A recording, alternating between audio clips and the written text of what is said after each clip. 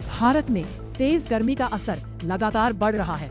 कई राज्यों में तापमान 42 डिग्री के पार पहुंच गया है। मौसम विभाग ने हीट वेव का अलर्ट जारी किया है और लोगों को दोपहर में बाहर निकलने से बचने की सलाह दी है। दिल्ली एनसीआर में प्रदूषण स्तर एक बार फिर खतरनाक श्रेणी में पहुंच गया है। सरकार ने निर्माण कार्यों पर आंशिक रोक लगाई है और लोगों को मास्क पहनने की सलाह दी गई है। असम में बाढ़ की स्थिति गंभीर बनी हुई है। कई गांव पानी में डूब चुके हैं और हजारों लोगों को राहत शिविरों में शिफ्ट किया गया है। एनडीआरएफ की टीम लगातार राहत कार्य में जुटी है। पश्चिम बंगाल में राजनीतिक तनाव बढ़ता जा रहा है। चुनावी माहौल के बीच कई जगहों पर झड़प की खबरें आई है, जिसके चलते सुरक्षा बलों की तैनाती बढ़ा दी गई है। त्रिपुरा में बिजली संकट गहराता जा रहा है। कई इलाकों में घंटों बिजली कटौती हो रही है, जिससे लोगों को काफी परेशानी का सामना करना पड़ रहा है और सरकार पर दबाव बढ़ता जा रहा है। भारत और चीन के बीच सीमा पर फिर से तनाव बढ़ने की खबर सामने आई है। दोनों देशों की सेना हाई अलर्ट पर है और बातचीत के जरिए स्थिति को संभालने की कोशिश की जा रही है। भारतीय रेलवे ने यात्रियों के लिए नई सुविधा शुरू की है। अब ट्रेन टिकट बुकिंग में एआई आधारित सिस्टम का उपयोग किया जाएगा, जिससे कंफर्म टिकट मिलने की संभावना बढ़ेगी। शेयर बाजार में आज भारी उतार चढ़ाव देखने को मिला। सेंसेक्स और निफ्टी दोनों में गिरावट दर्ज की गई, जिससे निवेशकों को नुकसान हुआ और बाजार में अनिश्चितता का माहौल बना हुआ है।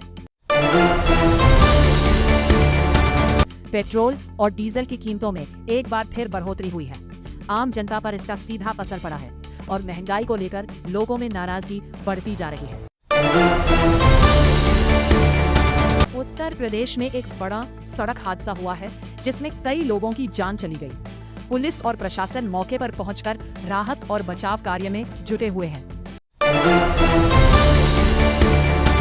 सोशल मीडिया पर एक नया स्कैम तेजी से फैल रहा है। लोगों को फर्जी लिंक भेजकर उनके बैंक डिटेल्स चुराए जा रहे हैं, जिससे साइबर क्राइम के मामलों में बढ़ोतरी देखी जा रही है।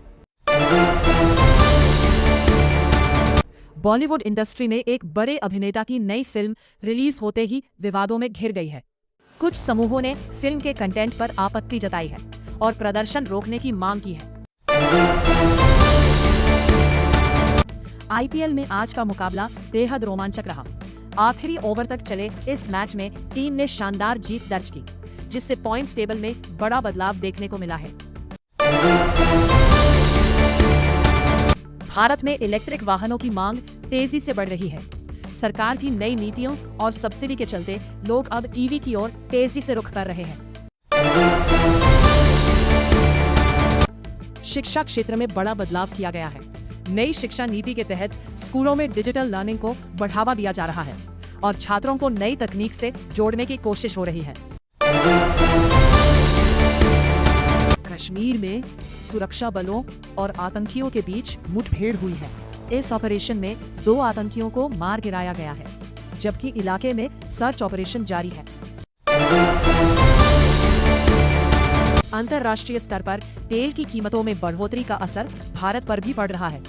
इससे आने वाले दिनों में महंगाई और बढ़ने की संभावना जताई जा रही है। क्रिकेटर के शानदार प्रदर्शन ने सबका ध्यान खींचा है। उन्होंने रिकॉर्ड तोड़ पारी खेली, जिससे फैंस में खुशी की लहर दौड़ गई और सोशल मीडिया पर उनकी जमकर तारीफ हो रही है।